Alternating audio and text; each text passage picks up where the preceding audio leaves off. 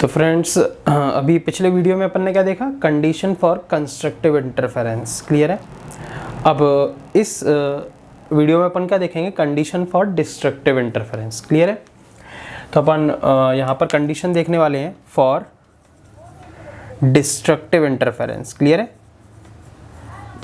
तो ये भी बड़े आसान हैं, बहुत ध्यान से सुनेंगे। Destructive interference. क्लियर है। तो फॉर डिस्ट्रक्टिव इंटरफेरेंस के लिए अपन बात करने वाले हैं।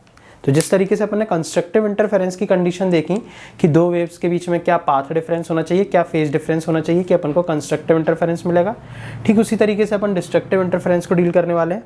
ठीक है, कि दो वेव्स के बीच में क्या पाथ डिफरेंस और फेज डिफरेंस होना चाहिए कि अपन को डिस्ट्रक्टिव इंटरफेरेंस मिले, है ना।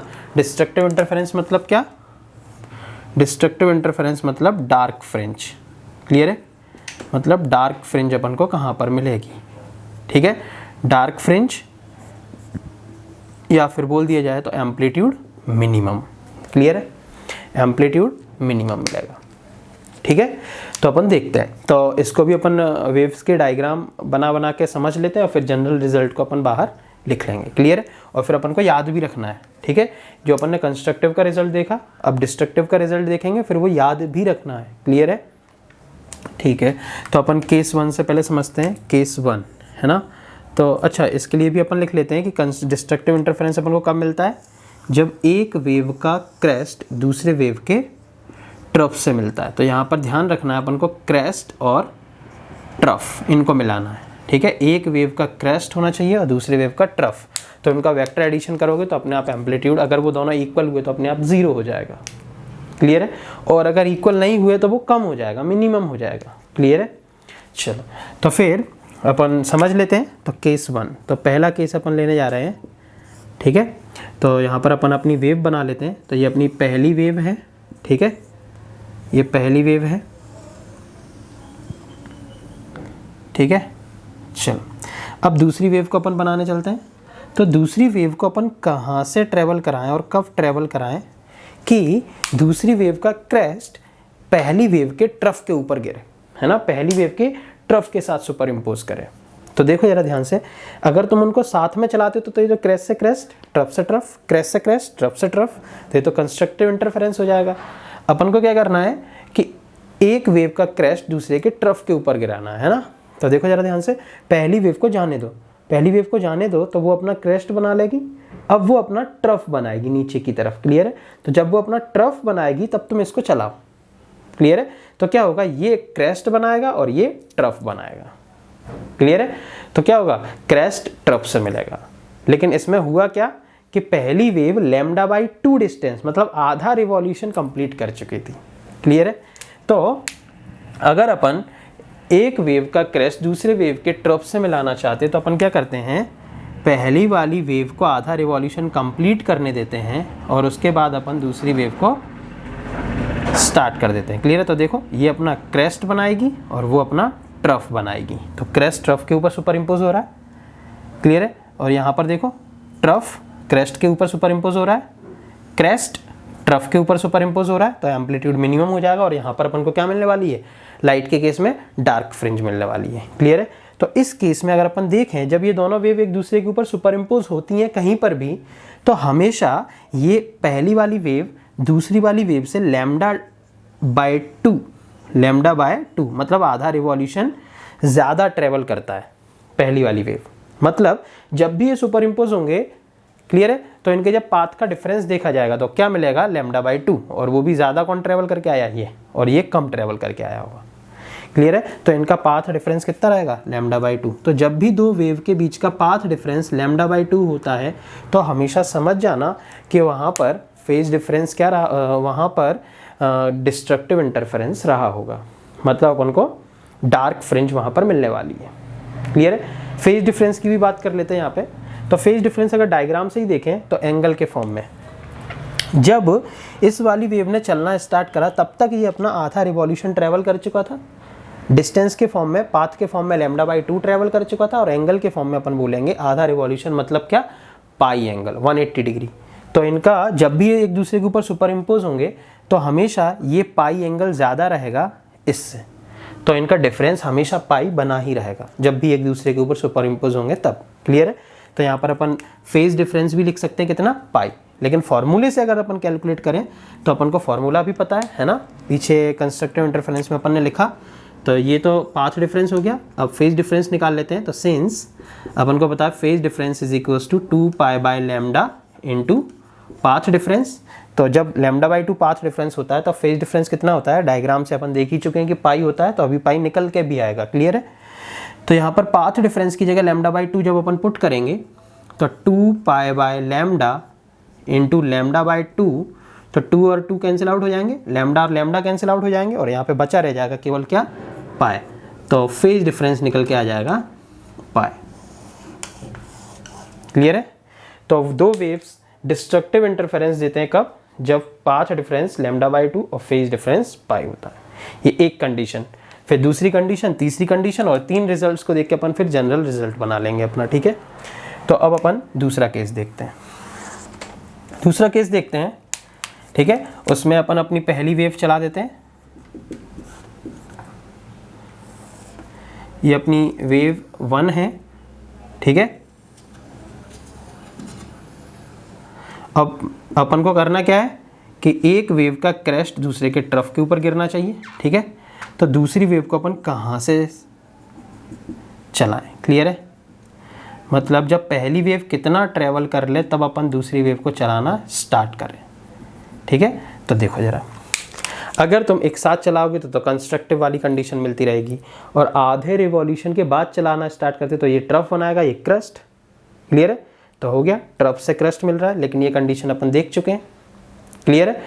अब अगर तुम पूरे एक रिवॉल्यूशन के बाद दूसरी वेव को चलाना स्टार्ट करोगे, जैसे देखना, तो फिर से क्रेस्ट, ट्रफ से ट्रफ, तो ये तो फिर से कंस्ट्रक्टिव हो गया। तो फिर मतलब एक रिवॉल्यूशन बाद भी अपन को नहीं चलाना, अभी मत चलाना, अब इसको वापस से घूम के आने दो। अब ये अपना ट्रफ बनाएगी नीचे की तरफ और इसको चलाना स्टार्ट कर दो, तो ये क्रेस्ट बनाएगी। क्लियर है? तो देखो यहाँ पे डायग्राम में और समझ में आ जाएगा। यहाँ से अगर चलाते हैं तो कंस्ट्रक्टिव हो जाएगा। ठीक है? और अगर यहाँ से चलाते हैं तो डिस्ट्रक्टिव होगा, लेकिन ये केस अपन देख चुके हैं। क्लियर है? ये केस अपन देख चुके हैं यहाँ पर पीछे। क्लियर है? और अगर अपन यहाँ से चलाते हैं तो ये फिर से कंस्ट्रक्टिव वाला केस हो जाएगा, क्रेस्ट से क्रेस्ट, ट्रफ से ट्रफ। तो इसलिए अपन जब ये वाली पहली वाली वेव अपना ये वाला ट्रफ बनाने जाए तब तुम अपना ये वाली वेव को स्टार्ट कर दो। तो देखो फिर से क्रेस्ट से क्रेस्ट, सॉरी इसका ट्रफ बन रहा है, इसका क्रेस्ट बन रहा है, तब इसका ट्रफ। ठीक है? तो इस तरीके से अपन ने वेव को स्टार्ट करा है।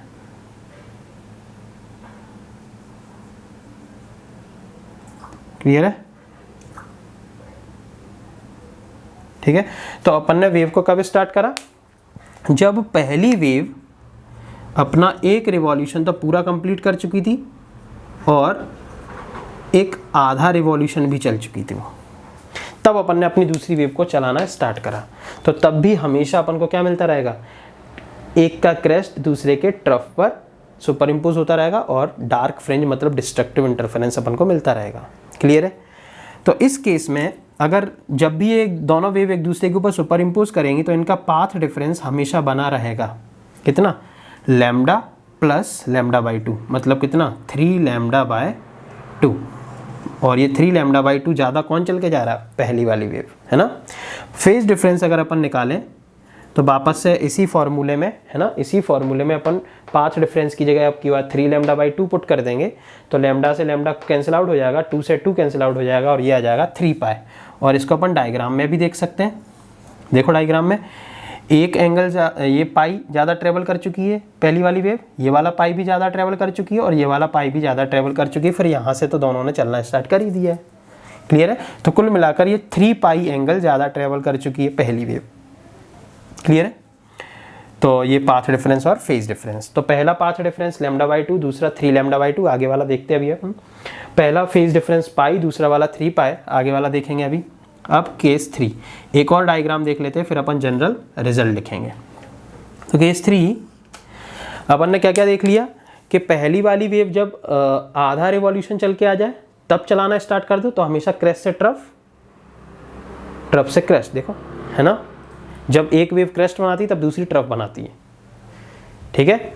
या फिर दूसरा केस, जब पहली वाली वेव एक रिवॉल्यूशन पूरा और फिर सेकेंड रिवॉल्यूशन का केवल आधा रिवॉल्यूशन चल के आए, अब जैसे ही वो ट्रफ बनाने जाए तुम अपनी इसको स्टार्ट कर दो, तो ट्रफ क्रस्ट, उसका क्रस्ट इसका ट्रफ, क्लियर है, तब भी अपन को डिस्ट्रक्टिव इंटरफेरेंस मिलेगा।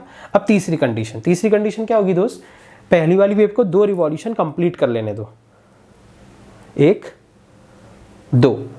अब तीसरे रिवॉल्यूशन का जब वो आधा रिवॉल्यूशन कंप्लीट कर ले, उसके बाद जब वो ट्रफ बनाने जाए तुम इसको स्टार्ट कर देना, तो देखो क्रेस्ट से ट्रफ, और जब वो क्रेस्ट बनाएगी तब ये ट्रफ बनाएगा, क्लियर है, तब भी अपन को क्या मिलने वाला है, डिस्ट्रक्टिव इंटरफेरेंस। तो उसको देख लेते हैं अपन यहाँ पे बना के। तो ये 1 रिवॉल्यूशन, 2 रिवॉल्यूशन, 3 रिवॉल्यूशन, 4 रिवॉल्यूशन, इतने में अपन को समझ में आ जाएगा। तो ये वेव 1 है।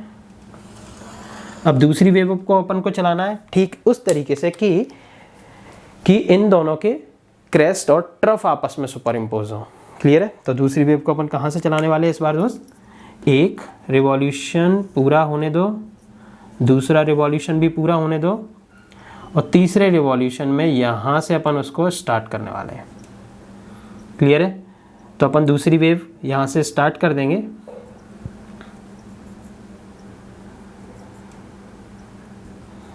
क्लियर है, कहाँ से, यहाँ से, ठीक है। जब पहली वेव अपना ये ट्रफ बनाएगी उस टाइम पे अपन इस दूसरी वाली वेव को स्टार्ट कर देंगे, तो वो अपना क्रेस्ट बनाएगा।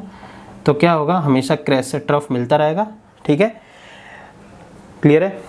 तो जब ऐसा सुपरपोजिशन होगा तो उस टाइम पे अपन को साफ साफ नज़र आ रहा है दोस्त कि जब भी ये दोनों वेव एक दूसरे के ऊपर सुपर इम्पोज होंगे तो पहले वाली वेव दूसरी वाली वेव से हमेशा लैम्डा प्लस लैम्डा बाई 2 मतलब 5 लैम्डा बाई 2 ज़्यादा ट्रेवल करके पहुंचा होगा सुपर इम्पोज करने के लिए, है ना।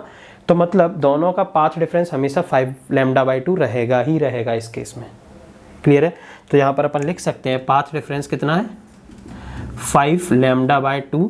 और फेज डिफरेंस की बात करें तो इसी फॉर्मूले में फिर से अपन पाथ डिफरेंस की जगह 5 लैम्डा बाई 2 पुट कर देंगे, तो लैम्डा 2 कैंसिल आउट हो जाएगा और ये आ जाएगा 5 पाई।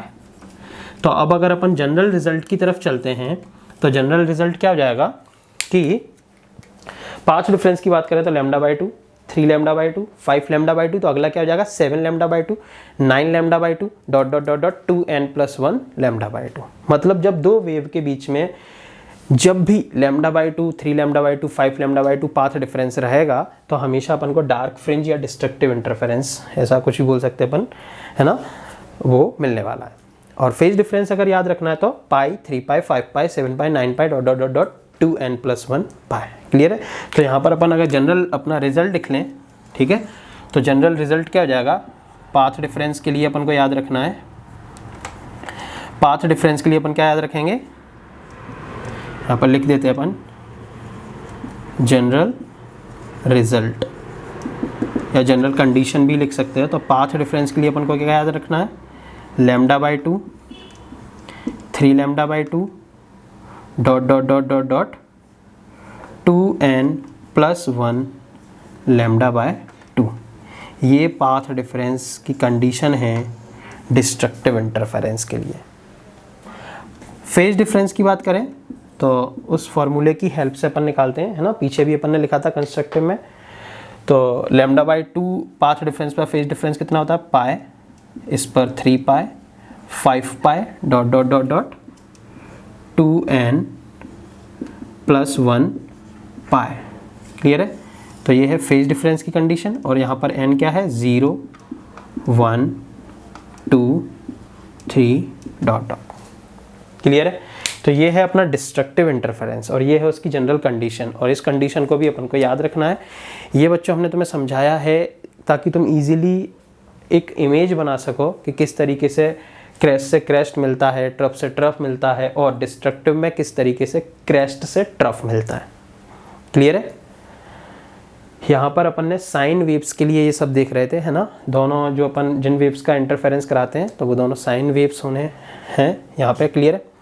तो ये है condition for constructive and destructive interference of light, clear है। तो इसको लिख लेंगे पॉज करके।